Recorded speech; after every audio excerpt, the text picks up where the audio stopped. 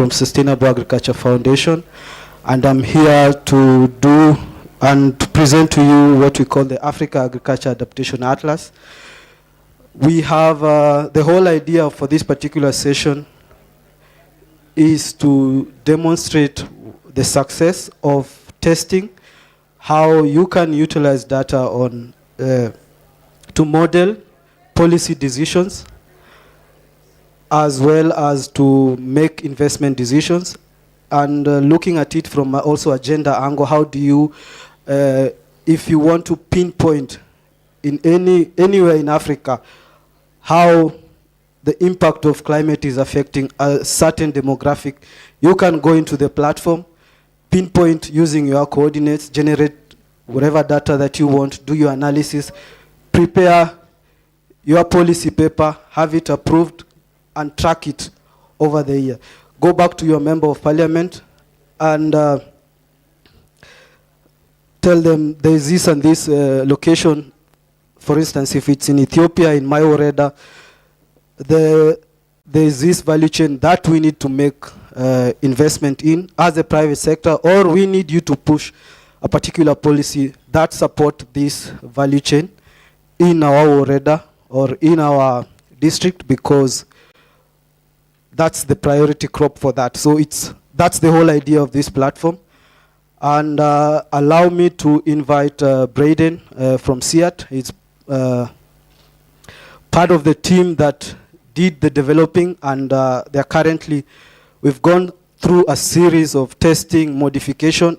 Braden, if you're online, you can just let me know. Braden will take us through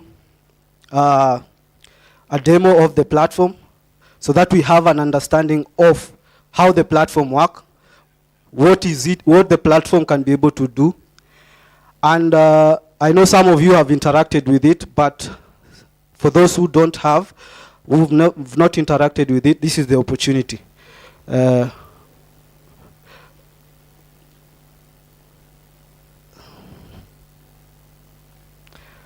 Okay, Braden. Yep, I'm here. Yeah, you can do the demo, and then we'll go back to the opening remarks for Alan, because so that we have everyone in the room. Thank you. Yeah, perfect. Let me just share my screen real quick.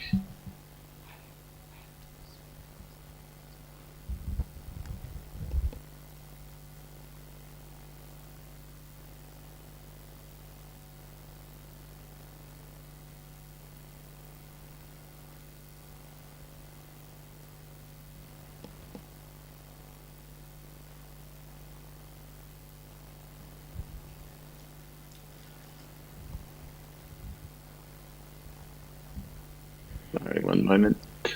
Having issues with Zoom. All right, perfect. Can everyone see that? Yes. Great. So yeah, thanks George for the introduction. I'm Braden Youngberg. I work for the Alliance of Biodiversity International in SEAT, which is the center leading the development of the Adaptation Atlas. I'm based in Montpellier. Sadly, I couldn't join in person today, but if anyone has any questions, please feel free to reach out to me with the email up here on the screen, or you can see the email on our website. And yeah, please feel free to get in touch if you want to talk more about how you can use it, if you have any questions, or if you want to contribute in any way. So the Adaptation Atlas really kind of is designed, in short, as a decision support tool to make data related to climate risks, exposure, vulnerability, and adaptation as like actionable and easy to use as possible. The latest version of the Atlas has really grown out of this problem, being that there's kind of massive amounts of data available in the world, and massive amounts of data related to climate and adaptation, but that data has certain limitations with it, be that the size of it, 40 terabytes of data, that's not something kind of the average computer, an average person can process and turn into some sort of insight. Takes a massive amount of compute power and a massive amount of time. Often these data sets are from different sources, they're in different formats, they need different harmonization to be used together. And all of those kind of require additional steps and time and knowledge that really kind of poses barriers to their use. So our goal with the Atlas was to kind of untangle this mess and to turn it into something that can be used very quickly to answer these different questions for people that don't have the time to run all the analysis themselves. So the Atlas, we compiled all of this data from kind of the best sources we could find, some of where we generated some new analysis, and we turned all of this data into bite-sized and digestible chunks of information that anyone can understand without having to do much analysis on their own. So it's not just limited to geospatial specialists and climate researchers and statisticians. It can be used and digested by policymakers and slightly less technical people. So just lowering that barrier to adoption. To surface this information, we took a slightly different approach that we hoped would be more user-friendly. So unlike a traditional atlas of maps, with like a GIS-style interface that gives you a bunch of maps and things to click on, we designed the adaptation atlas in a kind of more atlas of stories kind of way. So there's still maps that can be found all throughout the atlas. Most of the notebooks contain different maps, but you can also find kind of quick interactive insights, figures, narratives, different plots that you can copy and paste into reports, and that will kind of give you those answers quicker than if you were needing to go through and kind of run your own analysis on them. So to apply that to real world use cases, because that's ultimately the goal, you can go to the Adaptation Atlas website. From there, you can explore at the top, and I'll show this in a moment, but you can go to the use case stories and see how other people have used the Adaptation Atlas. I think we've got probably 15 different narratives on there of how people have used the Atlas and Atlas data in their own research and for their own policy and for their own proposals. From there, you can also access the data explorations, and these are really the core of the Atlas. The data explorations are these data stories that I was talking about earlier, and they are ultimately designed to just target very specific questions and give you answers to those specific questions as quick as possible. It's where we surface all of our process data sets through maps, figures, and those dynamic insights that I had mentioned.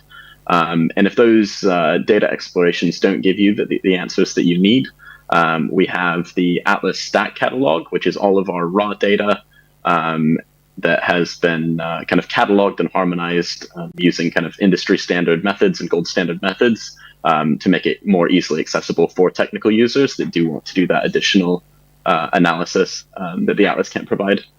We've also developed the Atlas in a way that's kind of very simple to build upon and develop new notebooks. It's very modular.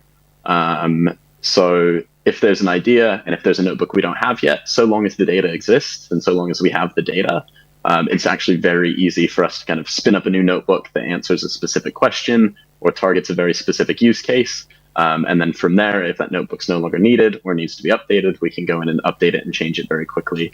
So that was really the kind of the core philosophy and ethos of this version of the Adaptation Atlas, was to have it be kind of as flexible and as user-friendly as possible, both for people that want to contribute and share their own data, as well as people that just want to use the data as quickly and as easily as possible. So I've gone through and I've mapped a bunch of potential use cases of the Adaptation Atlas to the different notebooks and data explorations that we have. We have seen a lot of kind of different potential uses for the Atlas, and we've seen some of those in action, be that foresight analysis or writing a climate rationale or building a project proposal. From our team, we kind of developed some of these based solely on, or kind of specifically from our experience and our needs. So for example, the Formulate a Climate Rationale notebook, we had been using the Atlas and Atlas data and the platform, both internally and with external teams, to develop climate rationale for different projects, like in Togo or in Tanzania, for example. And from those, we learned and we realized, like, this is something we need a specific notebook for. This takes a lot of time. How can we make this an easier task, both for us and both for the hundreds of other people that are going to have to write a climate rationale every couple of weeks or every month? And how can we make that a faster process? How can we lower that barrier?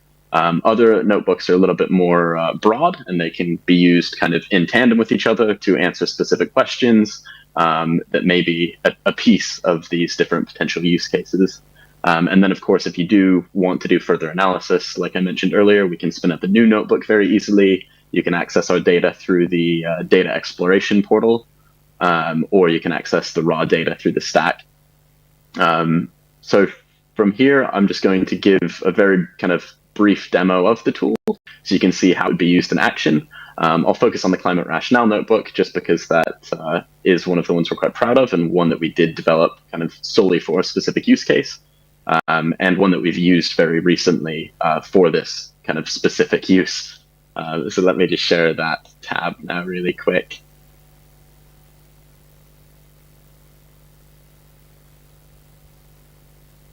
So when you get to the main Adaptation Atlas platform, if you can all see this, this is how the page roughly is going to look.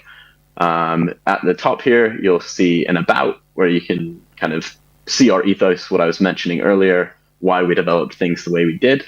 If you click on our work, you'll see these data explorations. Those are the notebooks that I had mentioned, the use cases, and then some quick reads based on some different topics.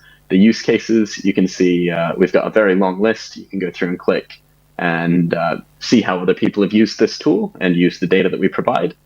And then there's also the data explorations that you can access through here. You can also get involved, or click on the Get Involved page. That provides more information about how to access our data. If there's a notebook that you want developed or that you want to develop, it kind of gives some insight into how you can do that. It points you to the different tools that we've used, some documentation on how you can copy the tool if you want to modify the entire platform for your own specific use. Everything is open source, so we very much encourage you to use this however you need to, whether that's the tool as itself, or if you want to copy all of the code and pass it to your own developers to develop it for themselves. So back to the data explorations, because that's really, like I said, kind of the key component and really what I want to present to you today. Like I said, you can access them through here, but the better way to access them and slightly more straightforward, because they're so important, is just straight on our homepage. If you scroll down the page a little bit, you'll get to this data exploration section. And from here, you can see and access all of the different data explorations that we have. At the moment, we have 9 different ones tailored to different questions and different topics. And then you can see we have a couple more coming soon. These are 2 of the ones we have coming soon, but there are more in the pipeline as well. And I'll discuss that at the end of the session. But as you click on one of these, so I'm interested in writing a climate rationale, or I'm working on writing a climate rationale, I'll click on this. Since I know my use case already, I don't really need to explore the other notebooks. But if you don't quite know what notebook is going to fit your problem, you can access the different notebooks and kind of explore them through this page. It just gives you a very brief overview of what the different notebooks include, the key concepts, the themes, and some of the answers that each notebook is like trying to address. Since I know I want to access the climate rationale one, I can click on Interact with this data. And what that's going to do is it's going to open up a new tab. It's going to put me on this new platform called Observable. And that's where we've developed all of the notebooks. We developed them on this platform for the reason of they're very quick and easy to develop. And for scientists and people who are used to working in like Jupyter notebooks, it's a very similar platform. So it is a lower barrier to adoption compared to creating an entirely new website from scratch. And this was really to promote that community involvement. So as I get to the observable notebooks, you'll find yourself on this page. You'll have the header image. And as you scroll down, you can see kind of a summary of all the different things in the notebook. I realize I'm not sharing this tab. There we go. So I'll end up on this page. You can see I'm on a new website. As I scroll down, you'll see the table of contents. You'll also see a language toggle. Currently, we support French and English. In the future, we'd love to be able to support additional languages. And we've built the platform in a way that we can add new languages fairly quickly, as long as we have the translations for them. As I scroll down the page, you'll, in every notebook, get an overview of what it includes. how it can be used, and the sections and questions that it's trying to address. Each section in the notebook is targeted to a specific question, so each notebook will have 5 or 6 questions that it's trying to provide you the answers to in quite a targeted way. You'll come down and you'll see all of our different figures on the page. All of these figures are interactive, so if you hover over different sections of them, you'll see tooltips come up, which will tell you kind of additional information you wouldn't otherwise get from the figure. They're also dynamic, so as you change these different selections, up here in this little country drop-down box, I can select a different country, and everything in the notebook is going to update and show me the insights and the data for that selection. As I scroll down further, you can see we have these quick insights. So again, these are all going to be dynamic, and this was really to just provide you with quick answers you can copy and paste into a document, or numbers you can quickly copy and use for your writing. So it was really, this notebook is very targeted just for that use case, although it can be used for other things as well. So these insights you can see in the bold. The bold is kind of the pieces that are interactive. Those are the pieces that are going to change as you make different selections. So I would suggest to just explore this, click through and see what changes, and how it can be used to answer your different questions. As you scroll down the page further, you're going to start hitting some different figures, be that figures such as this one, which shows historical climate hazards and climate anomalies based on your different selections. So at the moment, we support the four SSPs in this notebook, as well as 4 timeframes. Some of the other notebooks only include 2 at the moment, but those will be updated in the future. We also have 6 or 7 climate hazards that you can go through and select. As you select these different climate hazards, everything in the notebook is going to update, and you will get the data for those climate hazards, be that through these figures, which you can pull the numbers from. You can download the data that's shown directly as in the figure if you want to download that as a table to use in further analysis or to make your own figures. So if you click that, it will just download a CSV that you can open up and use in Excel, for example. And again, you get these quick insights after every figure that distills the figure down into kind of slightly more tangible numbers that you can use for your own reporting. So the climate rationale includes both the historical, the future climate projections. It also includes commodity exposure to historic and future climate hazards under different scenarios. So you can go through and see what crop is most exposed to a climate hazard currently, as well as what is projected to be exposed to a climate hazard in the future. And then you can also get some information on impacts. This notebook we are rapidly updating based on some user feedback. So there's going to be updated values in this in the coming couple of weeks and coming couple of months, as well as some new figures that should hopefully limit the, or continue to lower that barrier to adoption and increase the usefulness in building climate rationales. Let me jump back to my slide really quick. So that's just one of the many different uses. That's the one I'll focus on today, but I definitely encourage you to explore how these can be used for different uses. If you don't know what notebooks are going to be best to answer your different questions and for your own uses, please feel free to reach out to us and we can happily kind of direct you. Otherwise, I would just suggest exploring the tool and seeing what we have to offer, the different data sets that we have available, etc. As I mentioned earlier, we're rapidly working to continue to build on the Atlas and make it a better tool for everyone. This is largely based on feedback from all of our users and probably many of you in this room who have visited the Atlas or have used it. We really thank you for all of this feedback. It's been incredibly valuable to build this tool in a way that people want it to be used and to build it in a way that people will actually use it. It's great to have a tool, but it's even better to have a tool that people use. I mean, that's that's the hope always, of course. So before the end of this year, we plan to have a kind of new major release in the next couple of months. That's going to include like huge improvements to a lot of the existing notebooks, both for performance, which has always been a limitation with how we've done the Atlas, as well as the user interface. and increased functionality that was asked to be added.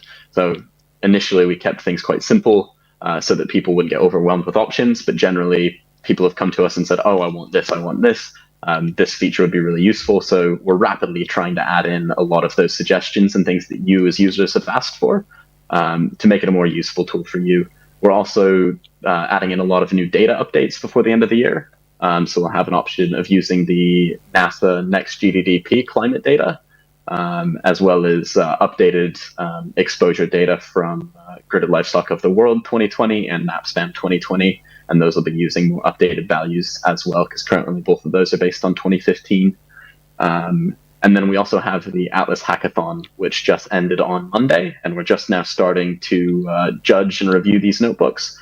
So we had roughly 450 participants, maybe a few more, from 62 different countries, all working to develop new notebooks for the Adaptation Atlas, based on ideas and feedback from a lot of our users and probably a lot of you in this room.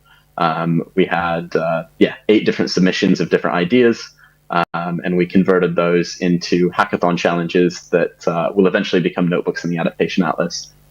So we're very excited for that, and just starting to see the fruits of that challenge. So hopefully in the next couple of months, those will be up on the website and address specific challenges that you have, you as users have proposed. And then we also are quickly working on a kind of prototype LLM interface.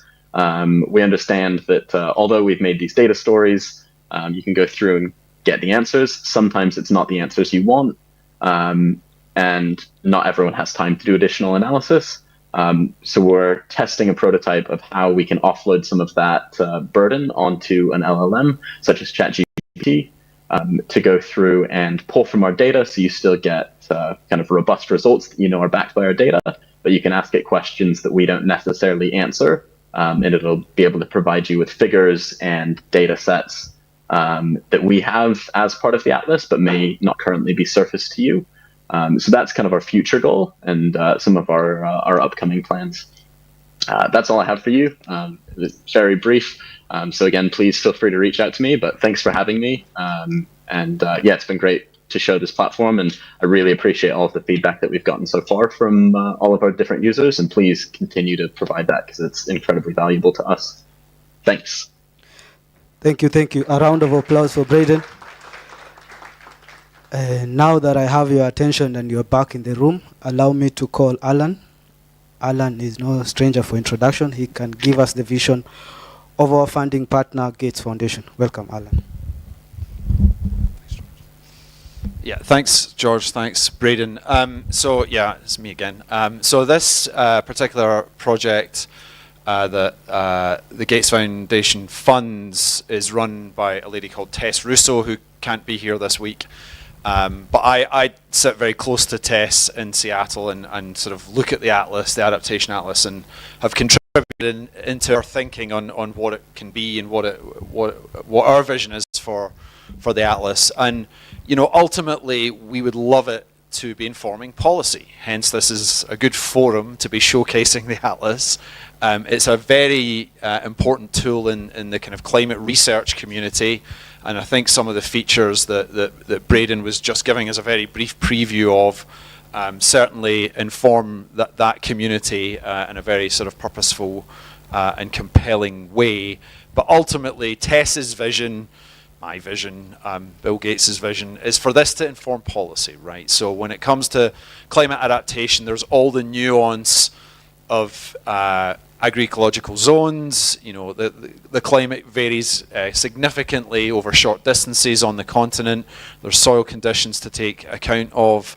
There's commodity choices. There's altitudes. There's all of that complexity points to very nuanced solutions. So climate smart agricultural practices, crop rotation, residues, water harvesting, inorganic and organic fertilizer applications. It's a patchwork of complexity, right? And again, back to policy, there's definitely room and need for public support for delivering these solutions at scale, but they're very nuanced, and so the sort of spatial targeting of these solutions becomes really paramount. in a context of limited resources, governments really have to think carefully about where they allocate money to what solutions in which parts of the country. And this atlas is a pathway towards that decision making. Now, our bigger, kind of stepping it back a little bit, our bigger vision at the foundation is to eventually combine a tool like the atlas with the PPVC project that we heard about this morning, with FAO's PolOpt tool, which you'll hear about tomorrow, with IFPRI's RIAPA tool, which Alamayu briefly showcased yesterday when he was talking about a paper in Ethiopia.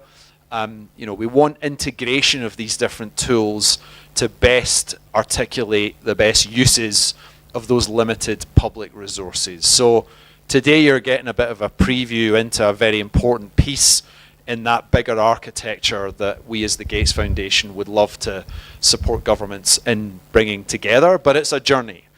And ANAPRI, along with the Agnes group, the ATI group in Ethiopia, and the, I'll get this acronym wrong, RCMRD group in Kenya, the mapping group, they've been doing great work in, all under the leadership of George and SAF, been doing great work in testing the atlas, developing user case studies in terms of, well, how do we actually apply the atlas in the real world? And that's involved building capacity of some local partners, but the goal is policy application. So we have still got some ways to go in that journey, while colleagues at the CGIAR continue to build out the tool itself, and many colleagues in the room start to think through those use case applications with that bigger vision of policy application. So acknowledging it's a journey, it's a very cool and interesting tool to interact with. Braden has just given us a little tiny corner of it. There's loads of really excellent data in here, which I know you will find useful in all sorts of types of policy research and development of policy briefs, etc., given how prominent climate adaptation, climate mitigation is in all of our worlds these days. So with that, I will hand it back to George. Thank you. Thank you, Alan. Thank you, Alan. Thank you for that. A bigger round of applause, please. Thank you. So we switch gears a little bit to talk to some of the test partners that have tested the atlas, and we're going to have a panel discussion just to understand their experience. What it's good to always hear from the horse's mouth. Is it so? To start us off, allow me to call the first panelist, Berket from ATI.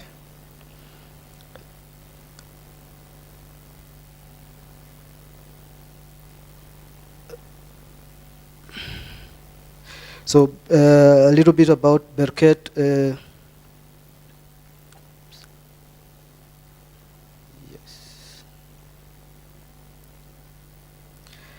So Berket is a data management team lead at the ATI in Ethiopia. He oversees the design and implementation of data system to enhance the quality, accessibility, and interoperability of agricultural information. He's a data science and big data analytics, and he leads and facilitates secure data sharing amongst government, researchers, and development partners. The second panelist is Telvin Danger. Telvin is a researcher specializing in agriculture, land use management, climate change, and policy. He works at the Africa Group of Negotiators, expert support, which is in short we say Agnes. He supports efforts to advance Africa's position in global climate negotiation. He has over 4 years experience in research, project management, implementation across Eastern and Southern Africa. Telvin applies a multidisciplinary approach to addressing agricultural and environmental challenges, and he holds a master's in environmental science from Egerton. Welcome.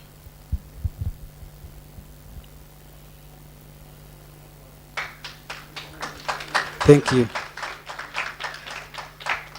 Our third panelist is Josephat Makanga.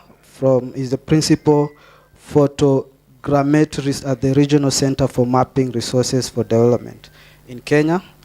He leads the thematic lead for wetland monitoring under the GAMES and Africa program. He oversees digital photogrammetry and other observation applications that support decision making across Eastern Africa.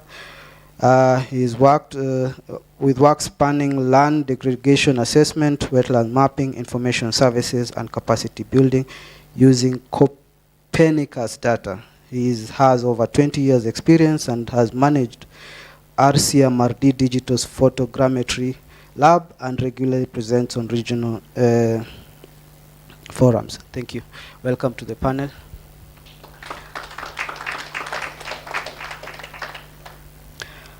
And to close, the final panelist is Professor Tina Moyo, who is an agricultural economist and co-director of the Agriculture Trade Policy Institute at NAST. Her research focuses on smallholder market participation, value chain development, and rural livelihoods within the context of climate change and food systems resilience. She's an author. She's authored numerous publications and collaborates widely across Southern Africa on evidence-based policy and capacity building. Welcome. Thank you, panelists. Just to the first question I'll direct to on matters gender, Professor Tino, just to understand if you can explain to the panel, to the delegates in the room, how the Atlas has enabled gender responsive analysis and its integration in matters adaptation planning. Thank you and good afternoon, colleagues.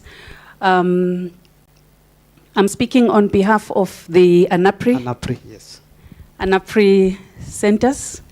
And ANAPRI, as you might already know, is a network of 16 member countries.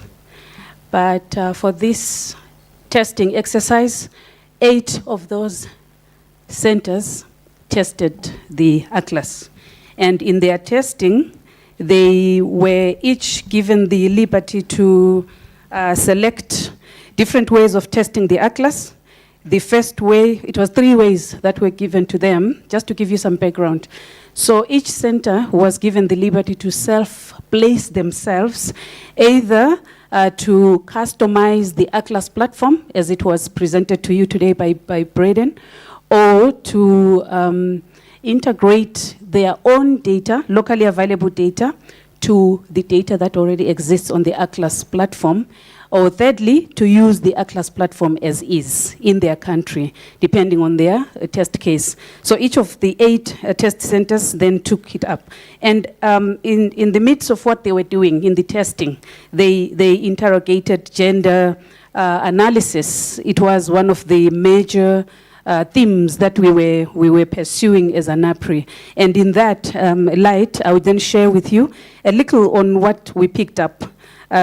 The effectiveness of the Atlas as an enabler for gender responsive analysis and its integration into adaptation planning. So the message we want to transfer or to share with you is that the Atlas has indeed enabled gender responsive analysis, and it also enabled the integration of gender into adaptation planning for the different test cases. And there are 3 forms or 3 ways in which I think I can share as takeaway messages on how the Atlas actually came in handy in this gender responsive integration and planning. The first one is inclusion of gender specific data layers. You saw as Braden was presenting that the Atlas actually has a gender component, and in that gender notebook or the gender notebooks, the gender specific data layers, and each of the test cases for ANAPRI could explore those notebooks and interact with them, and they were able to then tell stories of how and analyze the exposure to climate risks for women, and also to analyze gendered adaptive capacity within each country, and also to look at gender-related vulnerabilities. So that was one. And within that same point, the policymakers and researchers in each of the test test case countries were able to identify regions where women are disproportionately affected by climate stressors. They were also able to prioritize adaptation investments that address gender-specific needs. They were able to evaluate how gender intersects with other factors like crop heat stress and labor impacts. I think you saw as Braden was presenting that the Atlas platform is an interactive platform. So the second point is the Atlas was able to support gender-responsive planning. And in this way, the ANAPRI test cases were able to inform climate adaptation strategies that include gender considerations. For example, each test case analyzed the gender information and was able to inform locally relevant gender-sensitive adaptation strategies. So for more detailed analysis for each of the test cases, you may, I think, during lunchtime or in the course of the evenings, interact with each of the test case centers and really delve deep into how they were able to do that. The second one was each test case was also able to come up with some policy recommendations on how gender can be integrated as a key dimension in policy. The third and last point that I want to make is that each test center, as a unique center across the 8 countries, was able to use, or let me say, I called it user-centered design, since each test case is unique and we have a diversity among the 8. It's a mix and a diverse mix of scenarios where we tested the Atlas, and those test cases are located in 8 different countries. Like I said, I want to just mention the countries without mentioning the centers themselves. Ghana tested, Kenya tested. There's a center in each of these countries. Malawi tested, Mozambique tested, Nigeria, Rwanda, Tanzania, and Uganda. And they were able to understand how gender data is used in real-world decision-making processes, and also to capture feedback on the effectiveness of gender-responsive tools through the training sessions and the interactions that they had with the communities in their countries. So having said all these points that we capture, and we say, okay, well, the Atlas is recognized as an effective tool. We also want to say it is all good, but there is still some missing gender data that we can still integrate into the Atlas to make it more effective going forward. Thank you. Thank you, Professor Tina, for that. It brings back to the second question that I have. So yes, we've tested it. So what are some of the impact? I'll ask Telvin just to speak about what has been the impact, and then we.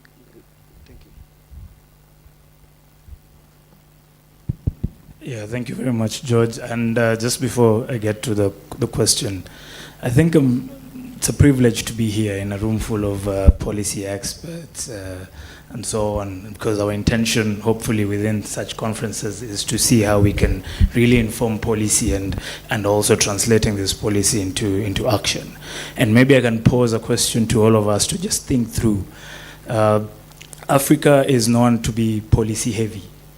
But when it comes to implementation, we are very light, right? So the question might be, is it that we advise policies that are not implementable, or the gap is within the implementation, which is now translating this policy into practice? And for me personally, where I sit, I think decision support tools now play a very critical role in trying to close this gap. And Atlas is one of those tools that tries to concise and summarize and analyze very big data into very nuanced, context-specific and granular solutions or interventions that then at the country level, at the subnational level, to allow practical local interventions. So now just to reflect on your question, George, through this adaptation Atlas use case, we've managed to, I'm going to mention 2 achievements that can easily be picked up by many of the colleagues in the room. The first one is around unlocking climate finance. So through the Atlas, we've been working with the governments of Ghana, governments of Ethiopia, governments of Kenya, to help strengthen their capacity in developing bankable proposal, again, trying to close in the implementation gap. And what we've done is build a cadre of national experts that are coming from government, coming from CSOs and private sector, to be able to learn and equip them with technical and practical skills to develop this bankable project pipeline. And for Ghana, we've managed to develop 6 project pipelines, 2 of which have been submitted, and 4 of which are in the process. Same to Kenya and Ethiopia. Coincidentally, all of them have developed 6 concept notes, 2 of which from each country have been submitted, particularly to the UNFCCC. And we are working with direct access entities to try and submit this other pipelines to ensure that we've actually unlocked financing. And most of which I think Braden has showcased, particularly looking at the formulate climate rationale, because that has been the biggest gap in Africa, just to try and make the climate case to unlock climate finance. The second one, again, I think can also be picked up is around looping in the legislation, the legislative arm of government. When it comes to climate policy, climate action, executive is the one that we mostly look at. But we know that the legislative arm of government plays a critical role. One, of course, in legislation, in domestication of all these ambitions that we do into the national context. They play a very critical role in, of course, budgeting, appropriation, and of course, they are representing the people at the local level. And therefore, we've been working to strengthen parliaments across Africa. And just for this use case, we invited and trained members of parliament to use and pick up some critical information from the Atlas. And I can just mention one country that this has been a success, the National Assembly of Zambia, and I'm happy that I've interacted with some colleagues from Zambia. They've been able to now adopt this tool as part of their e-chamber platform, and that means that they will be using this to, one, parliamentary staff can easily develop policy briefs, can develop budget briefs to help members of parliament make informed decisions. Thirdly, we've also been working with the CSOs, and particularly within the Southern Africa region. And it's important to loop in the CSOs because we know the role they play. And one of the critical use case that we've seen and maybe can be picked up is that they use this as a community, a tool that can be used for community advocacy. So from this tool, if you go through it and get time to really explore, you will be able to go through a journey of what are some of the climate risks and hazards, how are they going to impact livelihoods and lives. And this, particularly Botswana, as a case study, have used this to help almost climate literacy tool to help at the local level advance and showcase what are some of the challenges that countries are facing. Yeah. Thank you, Telvin, for that. Just to switch on gears a little bit, and you've talked about the different countries. So if you can go back to RCMRD, which was testing it at the county level. So Josephat, if you can just mention what are some of the impact that you've seen at the county level in Kenya? Thank you, George. And thank you, Gates Foundation, for sponsoring the Atlas. And also we are happy about the future updates that Braden has talked about from RCMRD.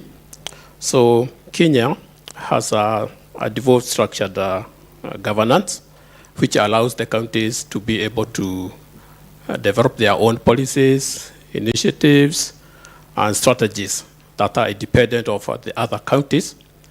In that way, they are able to do localized solutions. So how we have used the Atlas together with the counties is first we looked at the landscape analysis in the agriculture sector at all the counties in Kenya. We selected 8 counties and we looked at their policies, we looked at the initiatives they have, we looked at the governance manifesto when they were doing the campaigns, their promises they made. And mostly we also looked at the bottom-up economic transformation agenda that looks at the grassroots empowerment of the farmers. And we are trying to see where does the ATRAS plug in. So they have got very good initiatives, but they needed to also be looked against the climate risks and vulnerabilities. So for them to be able to utilize the ATRAS, of course, we had to do a bit of capacity building, sensitize them about what is in the ATRAS, how to navigate through it. But then they needed to have a footprint in the usage of the ATRAS. So together with them, and I also want to add to what my colleague here has talked about, we have so many policies. Yes, we also found we have very many policies. What we found out is that for a policy to be effective, a level of co-design is needed. The users to whom the policies will be subjected to, they need to have a level of contribution. So with the counties, we look at the policies and we look at the value chains that they're practicing. Each county, depending on their agroecological zones, cultural, and also their feeding patterns, they have their own value chains. Now looking at the ATRAS, what are the risks these value chains undergo? So for them to be able to select the best adaptation methods that will bring the highest yield. So we developed what we called the knowledge products with the counties. That's where we came together. So the knowledge products, we have the bulletins. For the bulletins, it gives updates on what is happening in the agriculture sector within the season. What are the challenges expected? We're going to have more rainfall than we have had over the years. We're going to have droughts in a certain county and what strategies they need to do. And through that, they can be able to mitigate or come up with the best practice. Do they need irrigation? At what time do they need the irrigation? That's the bulletins. So the county provides their own data, and then we use the ATLAS to look at the best practices or to extract the mitigation and the best the best farming practices that they can enact to be able to have results. Then we have the fact sheet. The fact sheet now gives a summary of what that season has been in the form of production, level of production, value of production, which value chains did not produce as expected. Then we have what we are calling the gender-sensitive enterprise design, that we take through the counties the value chains. We look at the challenges based on the climate, based on the data they have, and from there, the counties can see the gap. What gender demographic group is disadvantaged? Is it the women? Is it the youth? Is it the elderly? So there, we are able to take the county through a selection criteria to select which best enterprise favors which gender. And that way they are able to have a balance. Then we have the feasibility report. The feasibility report is also a knowledge product that we have co-designed with the counties, that they're able to look at the best investment that they can do, where, because the ATRAS is it has got the geospatial component, which is very strong. It tells you where the best investments can be done. So through the feasibility report, the counties are able to select certain enterprises based on the agroecological suitability that has return on investment. And that way, even the private sector can also use that tool to see if they want to support a county, which are the best enterprise or investments they can do within the county that will not bring losses to them. So to do that, we've done a level of training, capacitating the counties so that they are able to produce these knowledge products. And as we are talking, there is a group in the county, I think today they are in West Pokot, and they are training the counties on how to develop the knowledge products so that they can be able to start on their own to be able to continuously use that atlas and generating their own knowledge products. Thank you. Thank you, Josephat, for that. So, so far we've heard from 3 use cases that have used the atlas as it is, and some with a little bit of modification. So we'll now hear the flip side from Ethiopia. So just to understand from you, Berket, how has it been in terms of, because in your case you've had to customize the atlas for the Ethiopian context. So if you can speak a little bit about the technicalities involved and what you've learned in the whole process. Thank you.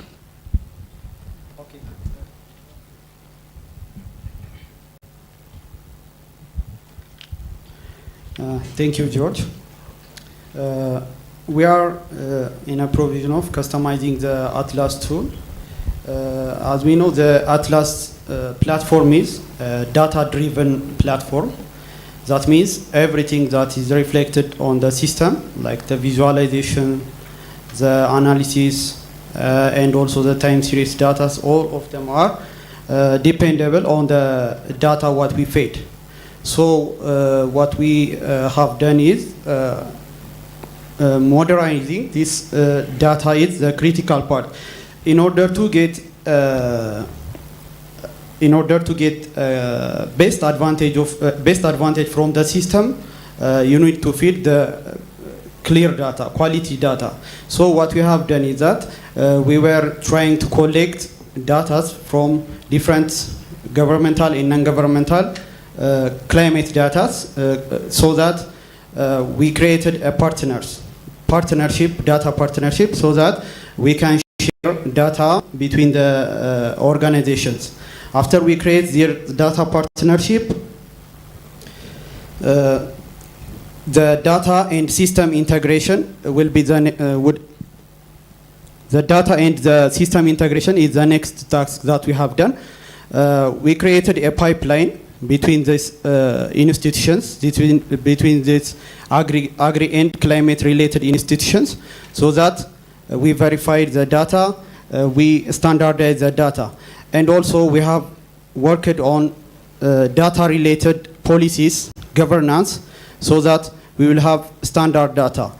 Data is everywhere, scattered everywhere, so it has to be centrally stored, so that the quality data that we fed is the quality results that we can get from this tool. This tool or this platform is special platform that directly or indirectly affects the lives of the farmers. Policymakers, researchers, NGOs, private sectors, and donors are the main the main beneficiaries of this system, so that the policymakers has to get informed decision making from the system, and also the NGOs has to invest their money by getting pre-designed, pre-organized data. So donors also can see their impact on the lives of the smallholder farmer by getting the time series data. So the 3 points that has to question is about the data standardization, system integration, and capacity building. In addition, the capacity building comes in different perspective, in related to the practitioners and also the data managers. So we are building a capacity building for the system users, like the system users are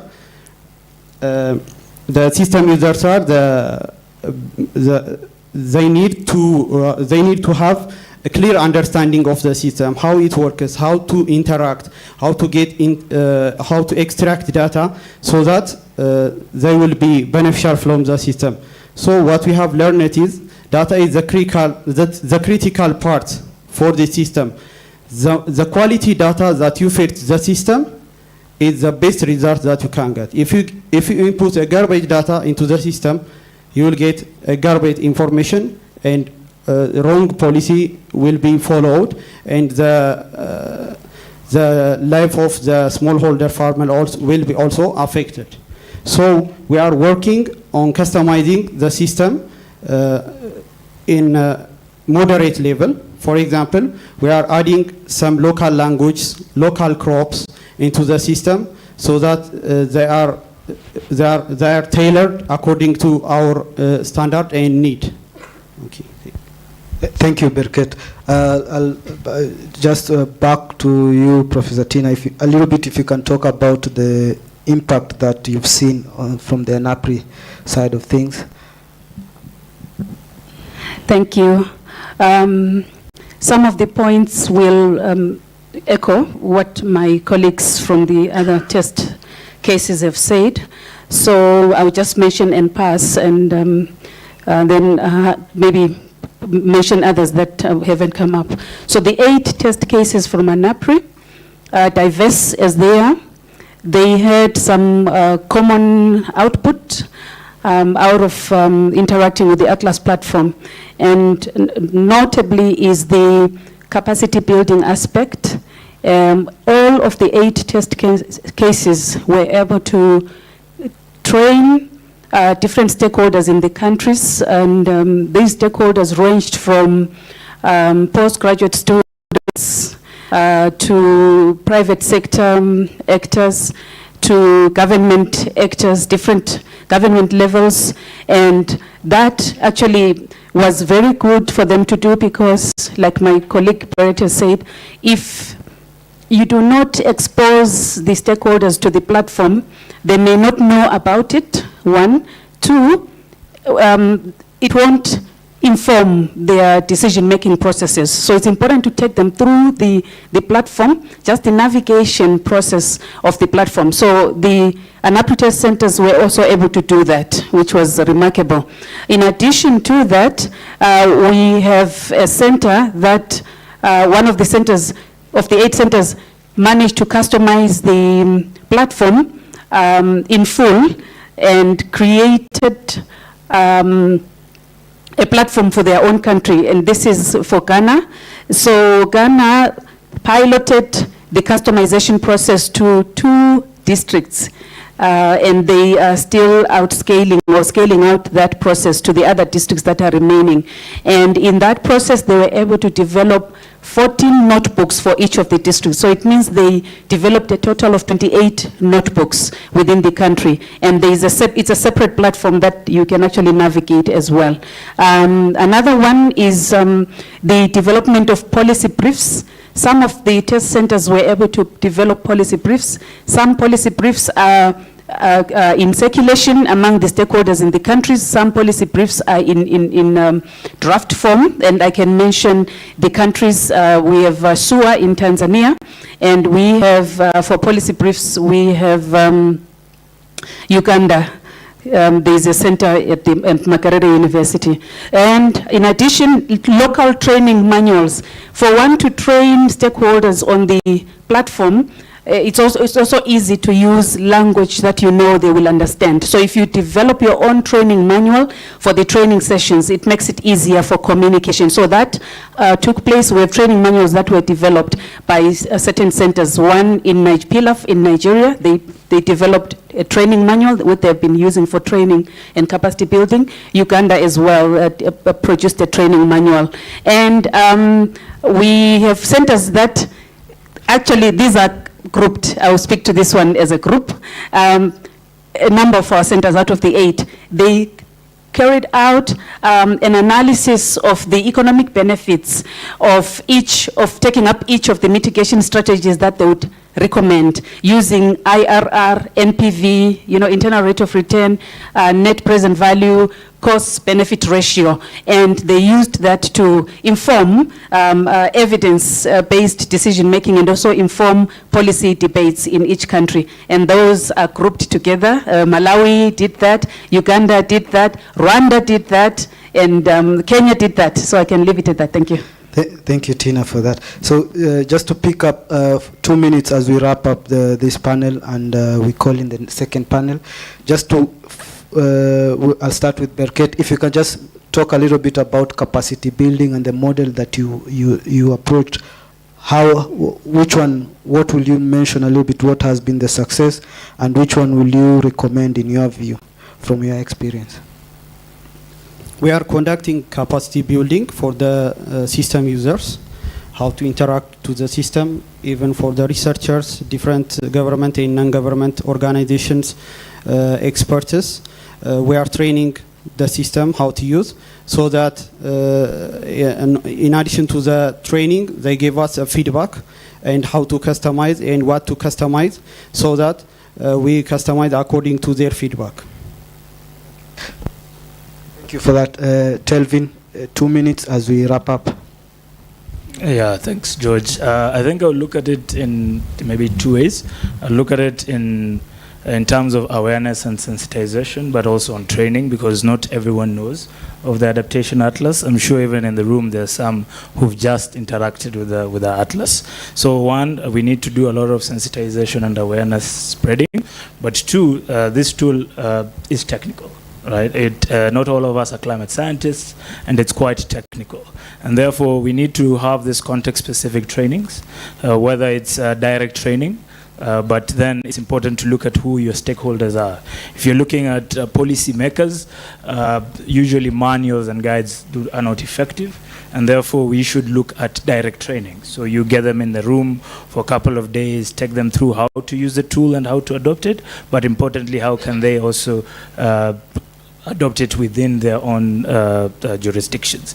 And then for more of the youth kind of stakeholders, for more of the scientists who can easily pick this up, we can focus on tutorials, videos in different languages, just for them to go through and ensure that they can extract all that can be extracted from the Atlas. Thank you. Jasfat. Yeah, thank you.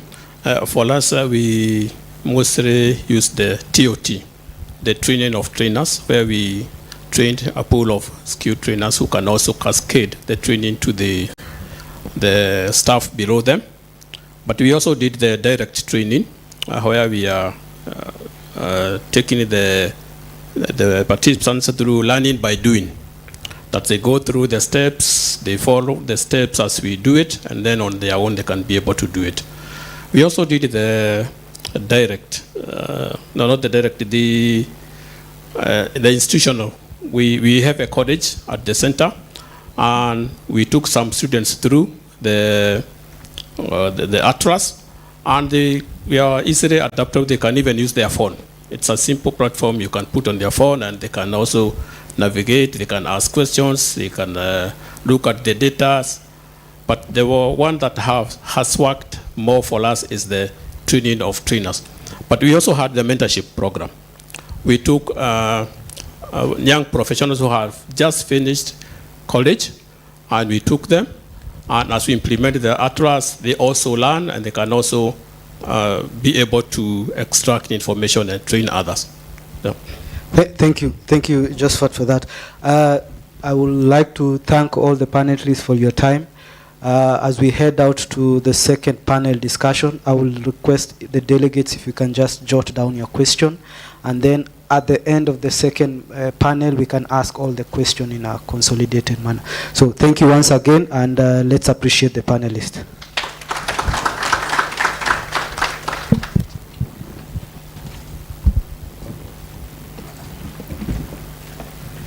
So we'll switch a little bit and gears a little bit and hear from the government side. So I'll request if we can have colleagues from government. First on the panel is Doshani Kadokera, who is a Malawian economist. Good. So he's working in the agricultural policy and food security space. He holds a role as a chief economist within the Ministry of Agriculture and Food Security. Welcome. The second panelist is Longino Crescent. He's a senior economist at the Ministry of Agriculture in Tanzania. specializing in project planning, budgeting, and management. Welcome to the panel.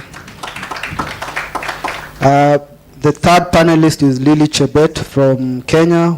She's the Deputy Director at Kenya Agriculture and Food Authority, Nuts and Oil Crops Directorate. Karibu. Last and not least is Dr. Chantal Ingabire, who is the Director General of Planning at Rwanda Ministry of Agriculture and Animal Resources.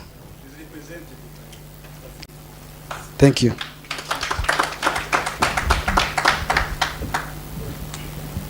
And last is Frank Kwesi Nansam, who is the Director, Administration and Climate Finance in Ghana. I don't think it's, okay. I don't. Frank Kwesi Nansam Agre. So thank you panelists. I'd like to start with Mr. Doshan, just to understand how would you describe your experience in using the atlas from the Malawi perspective. Thank you. All right. Thanks so much, George, for having me. And I think as indicated earlier on, that Malawi is one of the countries that has piloted the Atlas 2. I think it's something that is a welcome development. It's a positive and insightful tool that is trying to link the climate data into the policy and the investment platform. I think in terms of the work that has been done in Malawi, which our colleagues from MAPAT have done, which was a case study of the banana value chain.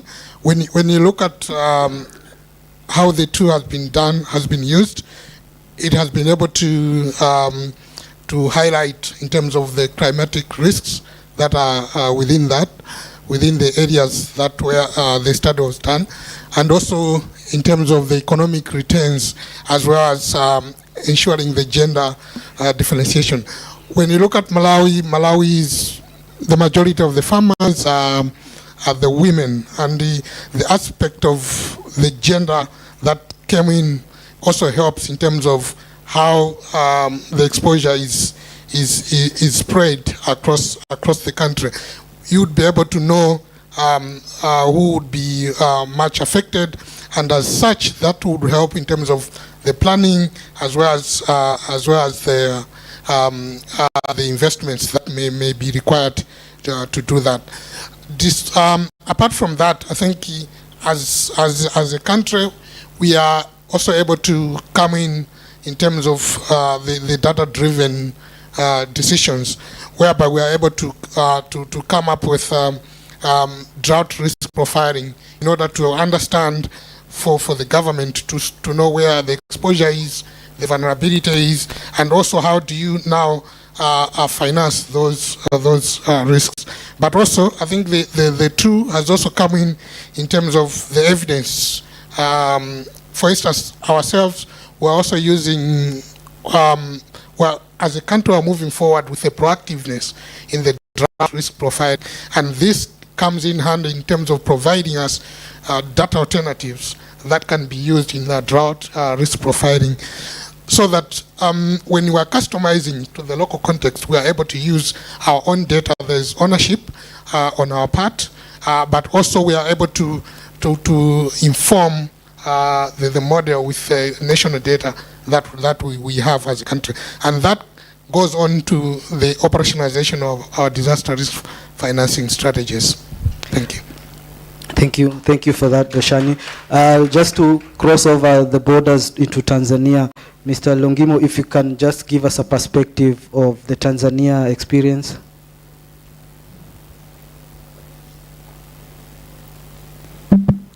Okay, thank you. In Tanzania also, this atlas is there, and of course we have many things that we are just getting from using it as follows, that government of experience Tanzania and how the tool is adapted. The tool Atlas is adapted for the decision making, is used for providing climatic risk vulnerability, and gives economic returns data for agriculture in the food systems, in which this information sometimes are needed by donors like AGRA. And the lessons we have just is about to translate complex climate into visual maps and actionable insights, or sometimes evidence-based policy for investments, design, and justification. But it brings together stakeholders into shared platforms and provide commonist into the providing information or data. Where we need training, sometimes capacity buildings are also given from information we obtain using this atlas. But the implication to the government, adaptation, planning, investigate, screening, monitoring, and early warning for decision-making support also is one of implications that we have in our country. Example, the use of agriculture 4.0. I don't know if you have heard about agriculture 4.0. Those information also can be obtained from using of Atlas. Example, agricultural farmers for the fee crops. Also, adaptation type 2 is very important to map those people who can experience the coffee farming system. But the use of Atlas, we use it to investigate national data and the planning. During planning, example, ecological seasons, we can know that the season that is needed for a certain crop, and then we can make a decision or can plan for the season. For example, if the next season will be rainfall, then we can decide for crops in which are sustainable for rainfall. And we can customize adaptation of moderate to crop interest, like maize, bean, or any other crop as far as the investigation from Atlas is done. Finally, economic returns modeling for Tanzania context can also be captured through Atlas. And then the government, all government in Africa have used the adaptation of Atlas then to support climate resilient agriculture planning, investment decision, and adaptation priorities in Tanzania. Tanzania already shows related initiatives, which means institutional ground in favorable. In the concepts of Atlas, the country have a tool for spatial climate economic platform to strengthen the agricultural development in Tanzania. Thank you very much. Thank you, Mr. Longino, for that. Just to come back to our host, Mr. Seth, if you can just mention a little bit about the experience from the Rwanda perspective.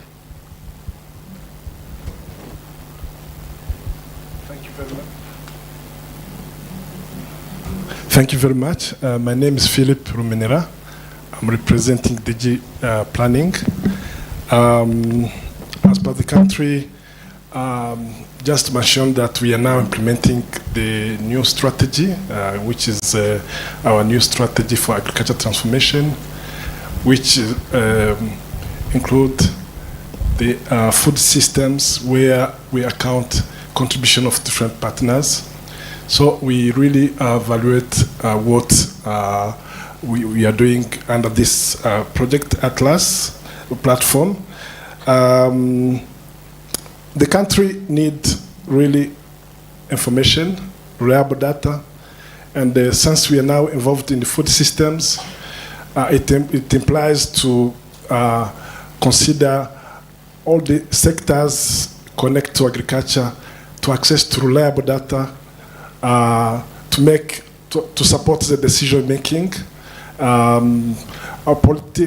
policies need really very accurate and reliable data to make sure that we make good decisions based on fact.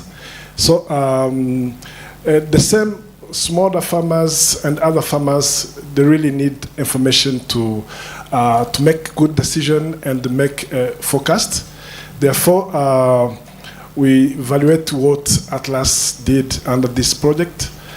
For the case of Rwanda, I know they contributed in capacity building of farmers to at different levels, and also support as well. They are doing assessment in different scheme. You know, in Rwanda we have irrigation scheme. So for the smallholder farmers, for small scale irrigation system, we have numbers of farmers involved. So Atlas worked with them to provide information which would help to predict and also to plan and make decisions. So this is very key for us as Rwanda. As we are planning, we really, as other countries affected by different climate change challenges, threats, so we need reliable information to plan, but also to predict and take decisions. So we really evaluate what we are doing and already providing a good positive effect in what we are doing as farmers. Thank you for that. I'll now come to you, Madam Lily, just to understand the Kenyan context and just how the Atlas can further be utilized to support policy development in the Kenyan context. Thank you. Yeah, thank you very much. As had been alluded by my colleague from our CMRD, Kenya is implementing the Atlas, and they have worked extensively in 38 counties where they have implemented the Atlas, and they are focused on different kind of value chains. As he had mentioned, the counties have different priorities. They are looking at different crops, and looking at maybe the regions like the coastal region, they are targeting mainly fish farming, marine culture, and even coconut, which grows along the coast. When you move upwards even towards the Rift Valley region, they are targeting the dairy and also some of the short-term crops that are grown in that region. That's where Atlas has been rolled out. And also lately there are discussions being spearheaded by Tegemeo Institute to onboard the Atlas into the edible oil value chain.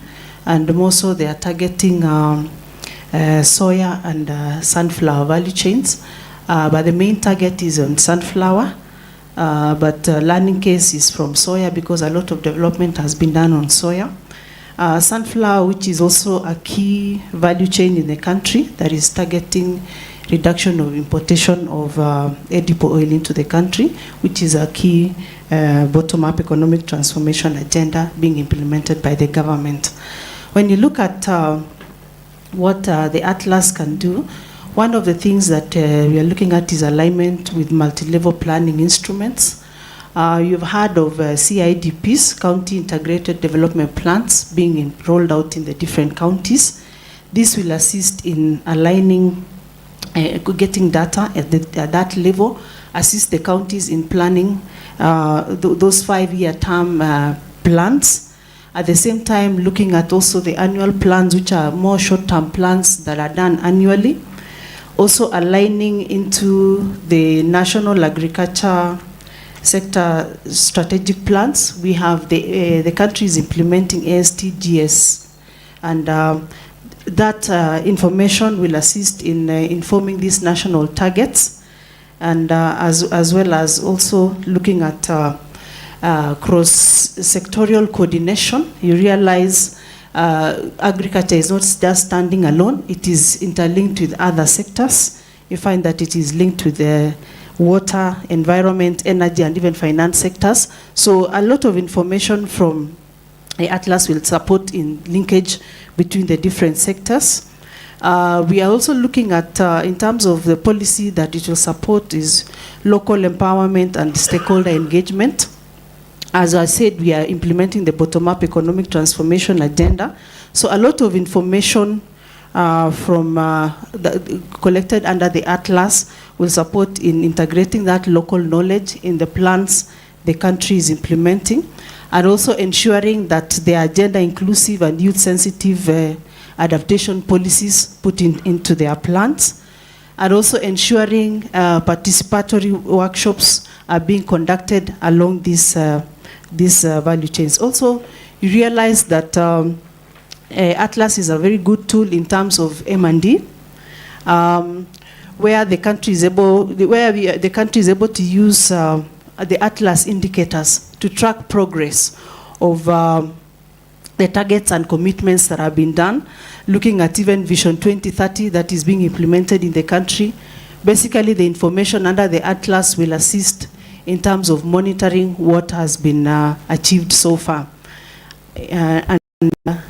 Yeah, basically that. And also in terms of even looking at regulatory components, you realize as we are getting into the edible oil value chain, sometimes we have challenges in terms of even provision of subsidies.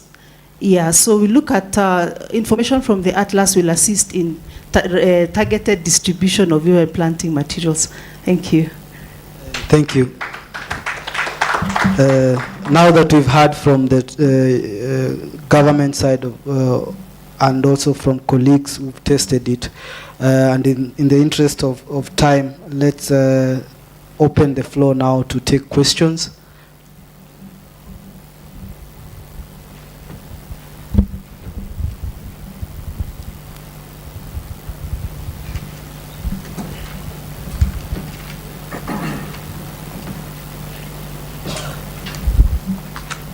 Thank you so much, moderator, and thank you to the panelists. I had a question for Bereket from the first panel. I think when he presented, he talked about Ethiopia being able to pull together data from different stakeholders. I think our experience has been that it's very difficult, even among researchers, for people to share data. So I just wanted if he could give us some 2 or 3 key lessons on the success drivers for Ethiopia, what really motivated other institutions to share the data, so that we can learn from it. And then I think the other question goes to Jayden. I hope he's still online. But I think from even what Lily has mentioned lastly, the Atlas, although it's not really one of the key objectives, could be very useful in tracking climate effects after they have happened. So we know that right now, for example, in the Horn of Africa, we have a adverse weather advisory. We don't do it in real time, but by March, we'll be knowing which areas have been affected, the severity of some of the events that have been predicted. So if that is something that can be incorporated into the Atlas in the next version that comes out, maybe you can tell us the feasibility of that as well. Thank you. A second question over here, and then third, and then fourth at the back. This gentleman here. Okay, thank you very much, moderator, and thank you very much for the 2 panels. My question will go to Professor Tina. When she was presenting, she focused on the inclusion of women, but also we know that persons with disabilities are among the. I have forgotten to introduce myself. I'm Jean-Pierre Baragahoranye from the National Council of Persons with Disabilities in Rwanda. I'd like to come back to the inclusion and how persons with disabilities are mainstreamed in the agricultural sector in those countries that from those people who have been presenting in front of us. So my second question is, how do you make accessible your data by everyone if it comes to those persons with visual impairment, and how do they access your data? Thank you very much. Thank you. There's a second hand here, and then just also do an introduction and which organization you're coming from.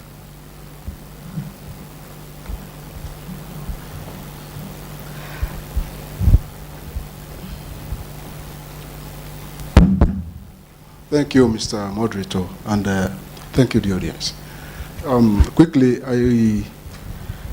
I picked from the information provided by Mr. Logino and later corroborated by the madam from the Ministry of Agric, Kenya.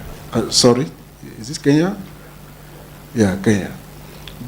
Still talking about the quality of data that we find in Atlas. The quality of data many times is often determined by the level of understanding and expertise of the data gatherer. If the data gatherer is not so versatile or experienced in a particular area, and he produces some deficient information, as it were, and such information were later used to make policy projections, we all know the implication. What are the attempts that ministries and the Greek experts put in place to minimize the instances of such? Because it's rampant unless we want to claim ignorance. Policy deficient information that are provided on the Atlas platform could be misleading sometimes, especially when after 1 or 2 years they are not updated. They are just hanging there, and some people just go in there, extract those information, and build their own projection based on those deficient information. What are the gadgets, or what are the remedies, towards avoiding such, given the importance and the implication on policy projection? Akoni Kazim is my name, from Nigeria. I'm a professor of agribusiness and agricultural economics. Thank you. Thank you, Prof. The fourth question, and then we can respond. Frank, the back. Yes, thank you very much. My name is Franklin Drono from Regional Center for Mapping of Resources for Development, RCMRD. And basically, I really, even getting it difficult to ask a question, but to observe what the panelists have talked about, and seeing even from experience that, remember times ago, we used to struggle a lot from the different data formats. Take, for example, even knowing the climate data, the rainfall data from net CDF. We used to use softwares. But now, if you see, the Atlas is taking us to the programming side and takes it even further to visualizing it and even having some of the narratives based on the data. So basically what we are looking here is data sets and then deriving insights from the data sets. And the question is, I've heard from different organizations, the data sets are in different formats. The data sets are fragmented, they're in silos. Some don't like sharing the data sets. And a simple question to my sister Lily is, some years back in Kenya, there was an attempt to have a centralized repository, a geoportal in the form of national spatial data infrastructure. So that the aim was almost equivalent to what the Atlas is giving, to have all the data sets into one repository, and therefore to derive insights out of that. So, Lily, I don't know from your experience, different ministries from the country, different data sets, cross-disciplinary. How really possible that, what can we do? Is maybe in terms of policy that willingness can be spurred so that we can get data and put in the atlas and have derive knowledge product, derive insights, and use of the usability of the data being moved. Thank you. Thank you, Frank. We can respond to that. So the first question was addressed to Bereket. If you can just pass the mic to Bereket.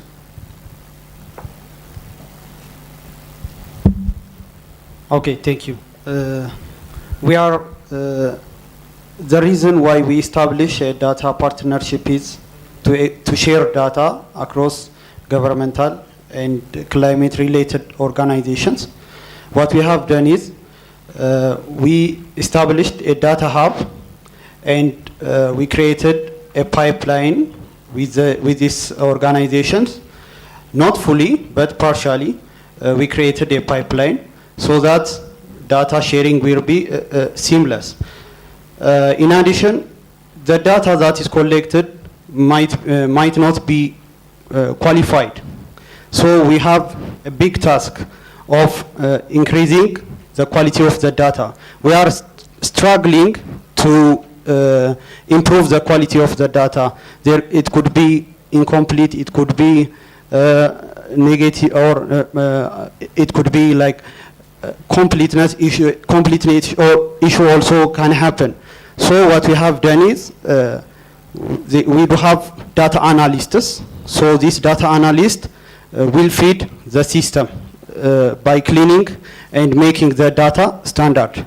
In addition to that, the data partnership helps us to create a data governance policy, agreements, conventions on how we exchange data. So the main advantage of this data partnership is increasing the quality of data and the trust, having a remarkable trust issue. Okay, thank you. Thank you, Bereket. If you can now have the second question, which was addressed on matters inclusion of persons able differently, Professor Tino.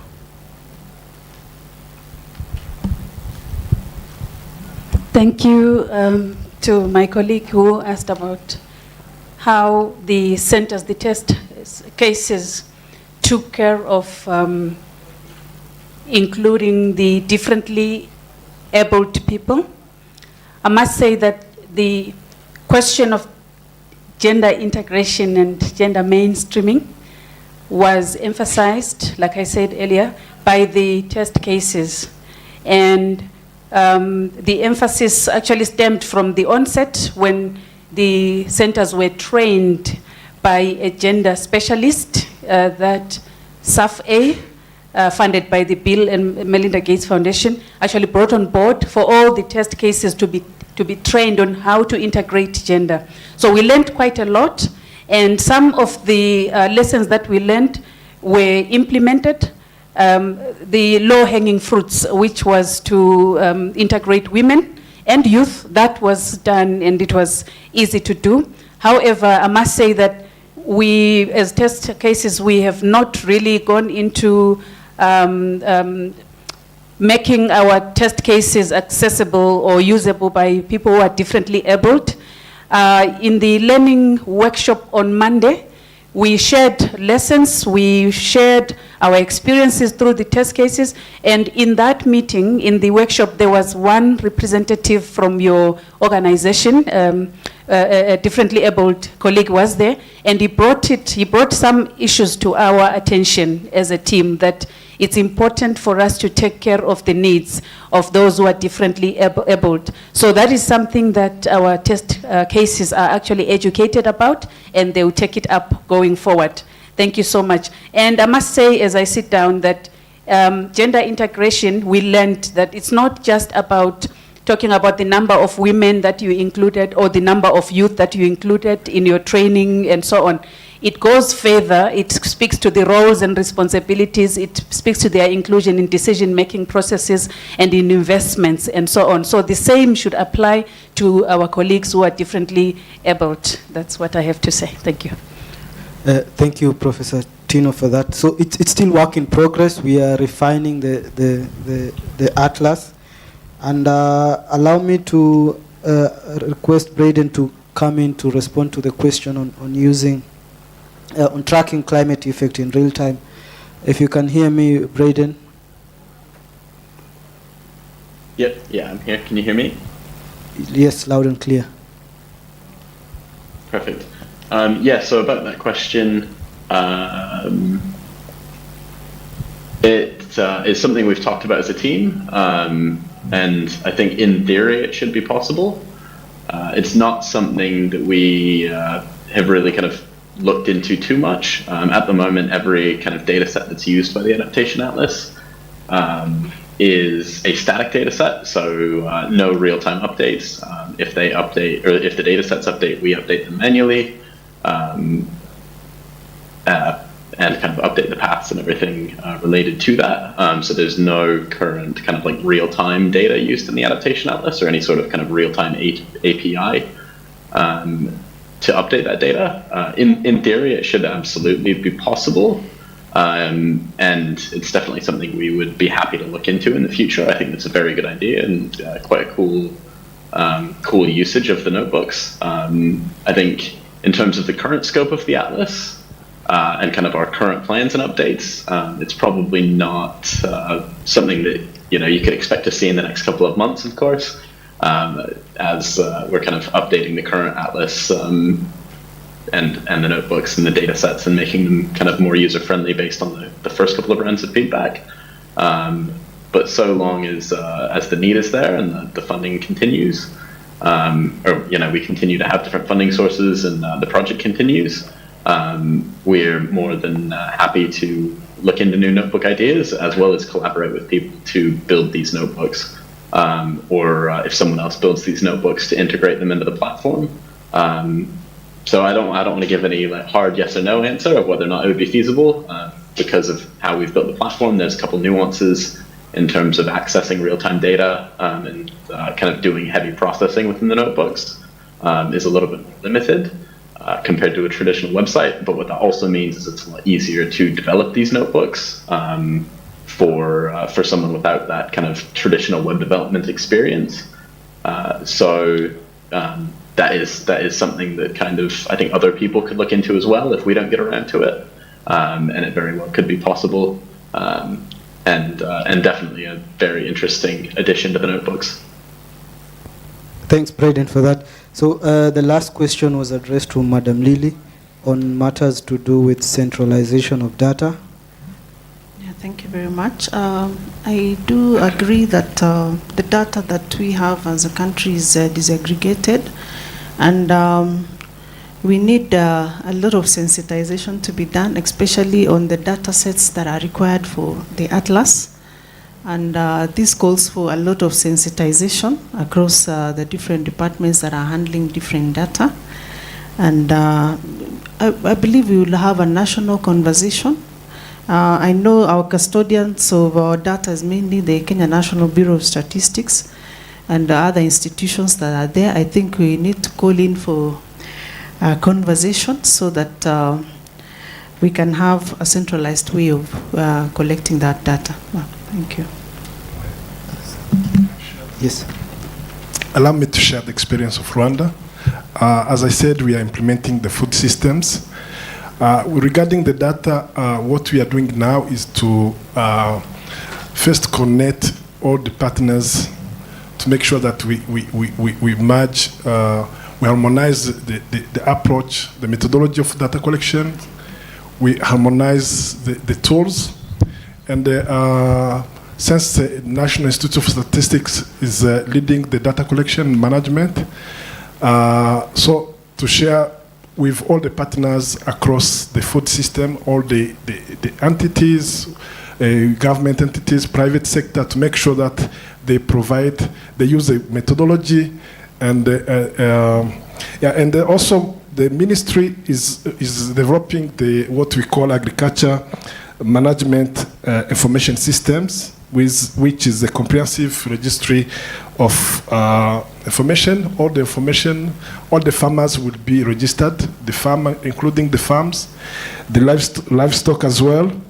And it offers room to consider other information in the food system. So they will be managed under the food system. So I think under the MIS. So therefore, we are sure that this way, and through the coordination unity, which is under the ministry, and the leaders include the National Institute of Statistics. So this will help to harmonize the data collection and also the information which are provided.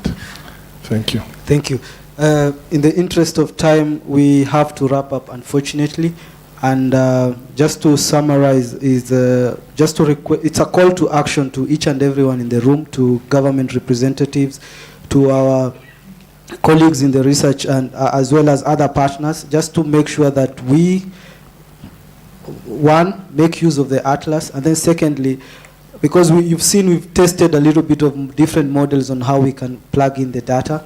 So it's a matter of making sure that the data that goes into the atlas is verified, it's validated, and it's accurate, just to make sure that we provide the right information as we move forward. It's a live platform, it's an evolving platform, and you need to continuously feed it.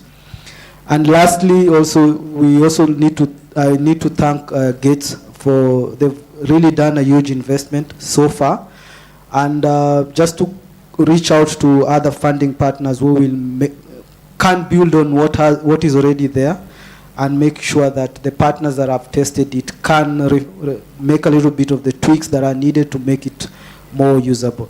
So thank you, my panelists, as well as the first panelist. As we wrap up, a round of applause, please.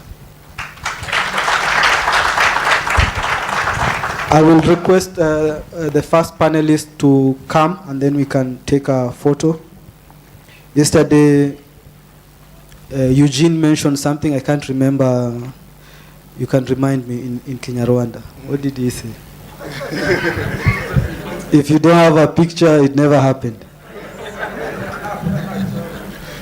So colleagues, as the photo session is being taken, so there is a QR code that is being beamed in front. So the QR code is for registration for tomorrow's execution in the afternoon. We will leave this during lunchtime. We are requesting that you could just scan and use it to register for tomorrow's event. Thanks.